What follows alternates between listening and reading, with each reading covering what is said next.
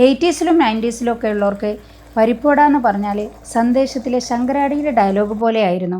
പരിപ്പുവടയും ബിടിയും ചായയും ഒക്കെ ഞങ്ങളുടെ പ്രധാന ഭക്ഷണമായിരുന്നു. ഭക്ഷണം എന്ന് മാത്രം പറഞ്ഞാൽ പോരാ, അത് ഞങ്ങളുടെ ജീവാത്മാവും പരമാത്മാവും ആയിരുന്നു. അതായത് അധ്വാനിക്കുന്ന ജനവിഭാഗത്തിൻ്റെ തോളോട് തോൾ ചേർന്ന് നിൽക്കുന്ന ഒരു സാധനം. എൻ്റെ പരിപ്പുവട കഴിക്കുന്ന എല്ലാവരും എന്താ ഇതിന് ഇത്ര രുചിയെന്ന് അതിശയത്തിൽ ചോദിക്കാറുണ്ട്. അതിൽ 2 രഹസ്യങ്ങളാണുള്ളത്. അപ്പോൾ നമുക്ക് ഒരുമിച്ച് ആ രഹസ്യങ്ങളിലേക്കൊന്ന് എത്തി നോക്കിയാലോ?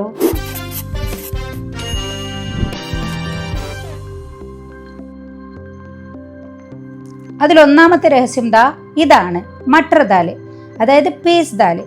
ഇതില്ലെങ്കിൽ ടൂർ ദാൽ, അതായത് തുവരപ്പരിപ്പ് വേണമെങ്കിൽ എടുക്കാം. പക്ഷേ നമുക്ക് ആ ചായക്കടയിൽ നാടൻ മൊരിഞ്ഞ പരിപ്പുവട കിട്ടണമെങ്കിൽ മട്ടർ ദാൽ തന്നെ എടുക്കണം. അത് നമ്മൾ 1 കപ്പ് എടുത്തു. പിന്നീട് 1/4 കപ്പ് കടലപ്പരിപ്പും എടുത്തു. എന്നിട്ട് ആവശ്യത്തിന് വെള്ളമൊക്കെ ഒഴിച്ചിട്ട് അതിൻ്റെ ആത്മാവിനെ 2 മണിക്കൂർ കിടന്നുറങ്ങാൻ അനുവദിക്കുക. ഇനി ഇതിലേക്ക് ആവശ്യമുള്ള സാധനങ്ങൾ: ഒരു വലിയ വെല്ലുള്ളി, 8 പച്ചമുളക്, 6 ഉണക്കമുളക്, പിന്നെ ഒരു മീഡിയം കഷ്ണം ഇഞ്ചിയും ആവശ്യമുള്ള അത്ര കറിവേപ്പിലയുമാണ്. പിന്നെ ആവശ്യത്തിന് ഉപ്പ്. ഇനി നമുക്ക് ഈ പരിപ്പ് അരച്ചെടുക്കണം. അതിനു മുന്നേ ആ പരിപ്പ് നല്ല ക്രിസ്പി, നമ്മുടെ വട നല്ല ക്രിസ്പി ആയിട്ടാവാനും അതുപോലെ തന്നെ ആ പരിപ്പുവടന് മേലെ ഇങ്ങനെ തരിതരിയായിട്ട് പരിപ്പ് ഇങ്ങനെ കാണാനും വേണ്ടിയിട്ട് നമ്മൾ കുറച്ച് മുഴുവനായിട്ടുള്ള പരിപ്പ് അവിടെ മാറ്റി വയ്ക്കണം. എന്നിട്ട് ബാക്കിയുള്ളതാണ് നമ്മളിവിടെ അരച്ചെടുക്കുന്നത്. അരയ്ക്കുമ്പോൾ നന്നായിട്ട് അരയണ്ട. അതുപോലെ വെള്ളം പിന്നെ നമ്മൾ അഡീഷണലായിട്ട് ചേർക്കേണ്ട കാര്യമൊന്നുമില്ല. നമ്മൾ ഓൾറെഡി വാർത്ത് വെച്ചതിലുള്ള ആ വെള്ളം ഉണ്ടാവുമല്ലോ, അത് മാത്രമേ നമുക്ക് ആവശ്യമായിട്ട് വരികയുള്ളൂ. നമ്മുടെ ലക്ഷ്യം എന്ന് പറഞ്ഞാൽ നല്ല ക്രിസ്പി ആയിട്ടുള്ള, പുറത്ത് നല്ല മൊരുമൊരുത്ത പക്ഷെ ഉള്ളിൽ നല്ല സോഫ്റ്റ് ആയിട്ടുള്ള പരിപ്പുവട ഉണ്ടാക്കിയെടുക്കുക എന്നുള്ളതാണ്.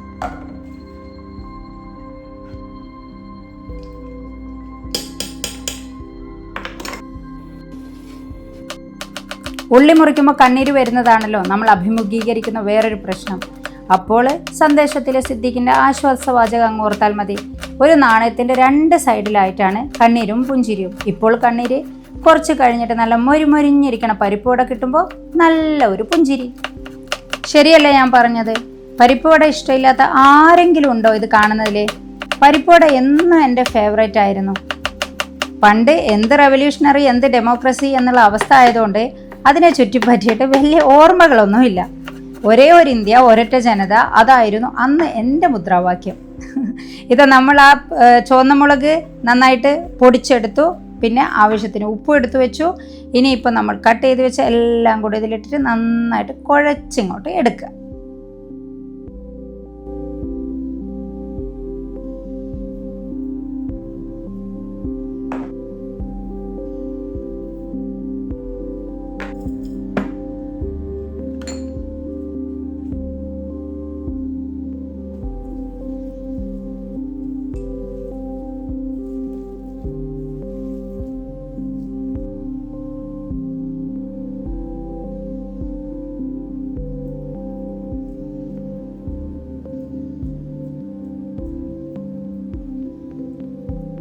ആ മുഴുവനായിട്ടുള്ള പരിപ്പില്ലേ, അതിങ്ങനെ ഇതിൻ്റെ മേലെ ഇങ്ങനെ നിറച്ചു ഇങ്ങനെ കിടക്കണം.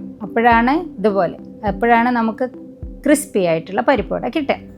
ഇനി മറ്റൊരു കാര്യം, ഇത് വെളിച്ചെണ്ണയിൽ തന്നെ വറുത്തെടുക്കണം.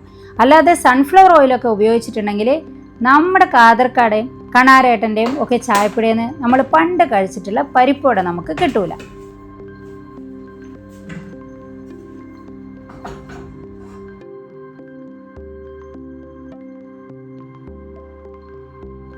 എണ്ണ നന്നായിട്ട് വെട്ടി തിളക്കുമ്പോൾ നമ്മൾ കുറച്ച് മീഡിയം ഹീറ്റിലേക്ക് അതിനെ മാറ്റുക. എന്നിട്ട് നമ്മുടെ കൈവെള്ളയിൽ വെച്ചിട്ട് ഇങ്ങനെ പരത്തി ആ എണ്ണയിലേക്ക് ഇട്ട് കൊടുക്കുക. എന്തൊരു മനോഹരമായ പ്രോസസ്സാണല്ലേ! നമ്മൾക്കൊരു തട്ടുകടയിൽ നിൽക്കുന്ന ഫീലാണ് ഇപ്പോൾ കിട്ടുന്നത്. ഒരു ആഘോഷമാണ്. ഈ പരിപ്പുവട കഴിച്ച് ജീവിച്ച് വീട്ടിലെ പണം സേവ് ചെയ്ത് സഹായിച്ച ഒരു മനുഷ്യനെ അറിയുമോ നിങ്ങൾക്ക്? അങ്ങനത്തെ ഒരുപാട് മനുഷ്യന്മാർ അന്നുണ്ടാവും.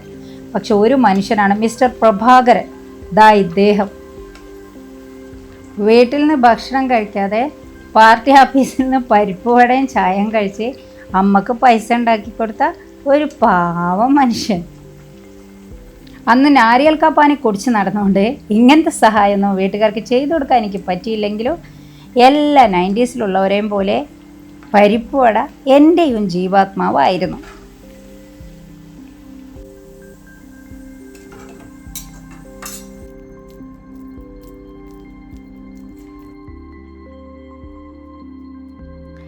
ഇതുപോലെയാണ് നമ്മുടെ കൈവെള്ളയിലിട്ടിട്ട് ഇതിനിങ്ങനെ പരത്തി എടുക്കേണ്ടത്. ഇതൊക്കെ കണ്ടില്ലേ, നോക്കിയേ, ഇതുപോലെ നല്ല ഷേപ്പിൽ കിട്ടും. ഷേപ്പൊന്നും പരിപ്പടക്കം ഒരു പ്രശ്നമില്ല. എന്നിട്ട് നല്ല ചൂടുള്ള എണ്ണയിലേക്ക് ഇട്ടിട്ട് വറുത്തിങ്ങോട്ട് കോരിയെടുക്കണം.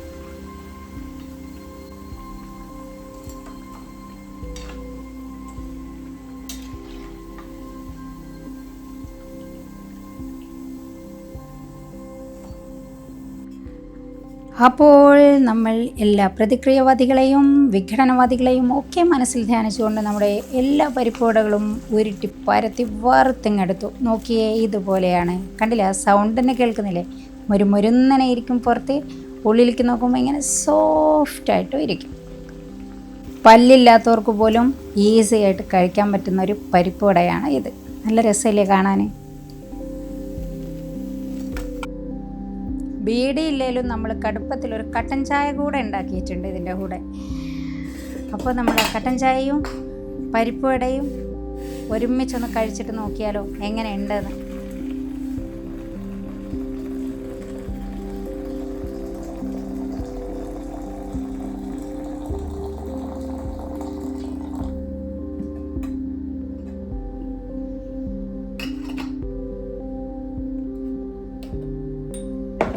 അപ്പോൾ ചായ, പരിപ്പ് വട അസ്സലാണ്. നിങ്ങൾക്കത് തന്നെയല്ലേ തോന്നുന്നേ? അപ്പോൾ പ്രിയപ്പെട്ടവരെ, പ്രഥമ ദൃഷ്ട്യാ നമ്മൾ അകൽച്ചയിലാണെങ്കിലും നമ്മൾ തമ്മിലുള്ള അന്തർധാര ഒന്നുകൂടെ സജീവമാക്കണമെന്ന് ഞാൻ ആഗ്രഹിക്കുന്നു ആ ലൈക്ക് ബട്ടണിലൂടെ. അപ്പോൾ നിങ്ങൾക്കിത് ഇഷ്ടപ്പെട്ടിട്ടുണ്ടെങ്കിൽ നിങ്ങളുടെ സ്നേഹാഭിവാദ്യങ്ങൾ എനിക്ക് തന്നേക്കൂ. ആ ലൈക്ക് ബട്ടൺ ഒന്നങ്ങ് അമർത്തിയേക്കൂ. അപ്പോൾ തൽക്കാലം നമുക്കിന്ന് വിട പറയാം ചായയ്ക്കും പരിപ്പ് വടയ്ക്കും ഒപ്പം.